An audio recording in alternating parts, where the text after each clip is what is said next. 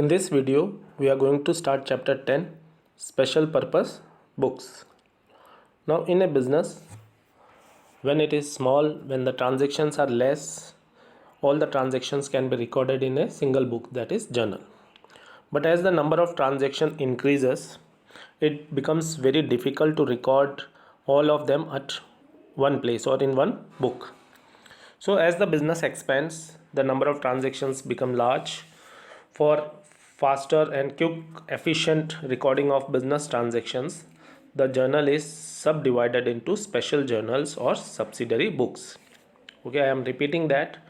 To distribute the work, to divide the work, the journal is divided into various books which are known as special journals or subsidiary books.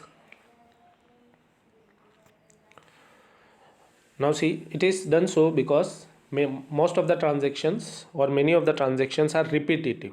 So similar transactions will be recorded in a special book. Okay, like all credit transactions will be recorded in credit purchases will be recorded in purchases book. All the credit sales will be recorded in sales book. In the same manner, all cash transactions will be recorded in cash book. Okay, so that the work becomes easier and is divided, and it makes things more efficient also. So see, the example is there. All cash transactions may be recorded in one book, all the credit sales in another book, that is sales book, and all credit purchases in another book, which we can call it as purchases book. Okay, in this video we will start with the discussion of cash book only. We will be discussing in our syllabus, we will be discussing cash book, purchases book, purchases return book, sales book, sales return book, and the transactions which are not recorded in these books will be recorded in journal proper. So in this video we will start with the discussion of cash book. We will be making few more videos for the other special purpose books. So cash book is a special purpose book or subsidiary book in which cash transactions will be recorded, cash or bank transactions. Now, okay, the cash book may start with the cash balance in the beginning, cash or bank balance. If it is a 2 column, that means we are maintaining cash column also and bank column also. It will start with the balances of cash as well as bank balance. If it is a single column, then only cash transactions will be recorded. Okay, the cash books serve both as journal, that is book of original entry, as well as ledger. Okay, cash account, bank account. When cash book is maintained, there is no need to maintain a separate cash account and bank account in the ledger. Cash book is also known as book of original entry, prime entry. Okay, book of prime entry. When a cash book, this point is important, when a cash book is maintained, transactions of cash are not recorded in the journal. Okay, the transactions are recorded once, the original transactions, so it will not be recorded in journal if cash book is maintained and cash transactions are recorded in cash book. In the same manner, there is no need to record or prepare a separate cash account or bank account in the ledger. Now cash book can be divided into two, that is in our book, it is in our syllabus, single column and 2 column is there. Single column, that means we will be maintaining only cash transactions. Okay, the single cash column cash book records all cash transactions of the business, and it has 1 column on both debit side and credit side to record the cash receipts and cash payments. Okay, the format is like this. Debit side, date, particular, LF, amount. You can include voucher number also. Okay, in TS Grewal they have included that. In NCERT book they have not included. Okay, the format is as per the NCERT book. Okay, credit side also, date, particular, LF and amount. On the debit side, when the cash is coming into the business will be recorded, cash receipts, and the cash payments will be recorded on the credit side. Similarly, double column cash book is there, where one column for cash and another column for bank transactions are there on both debit as well as credit side. Okay, the format is like this: date, particular, LF, cash and bank. Along with cash, bank column will also be there on both the sides, on the debit side also and credit side also. Now let's take one illustration from the NCERT. Okay, this see we have to record the transactions of Messrs Rupa Traders. Okay, see, cash in hand, it's a cash in hand, cash balance is there.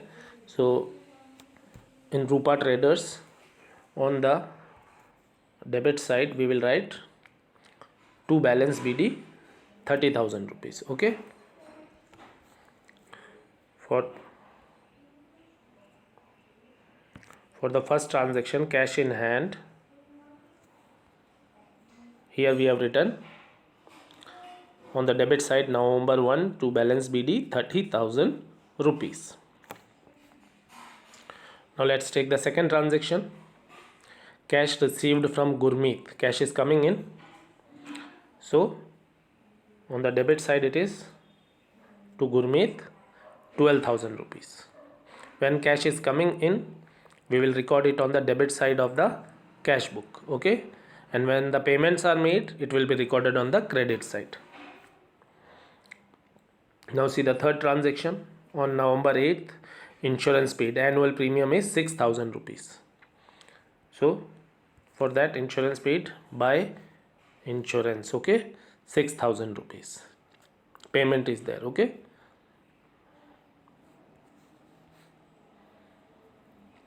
November 13th, purchased furniture. Cash is going out, so buy furniture 13,000 rupees. Okay,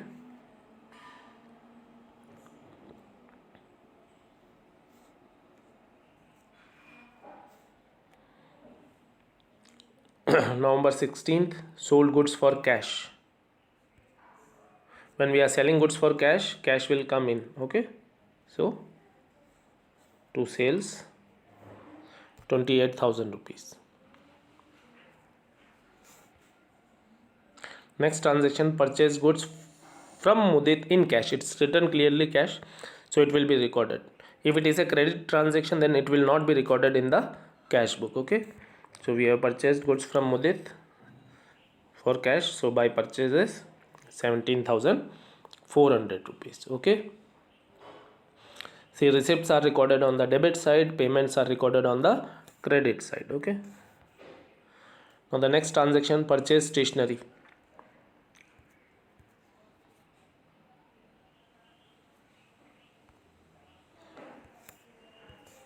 See, on November 20th, when purchase stationery is purchased, payment is going out, so it will be buy stationery on the credit side 1,100 rupees.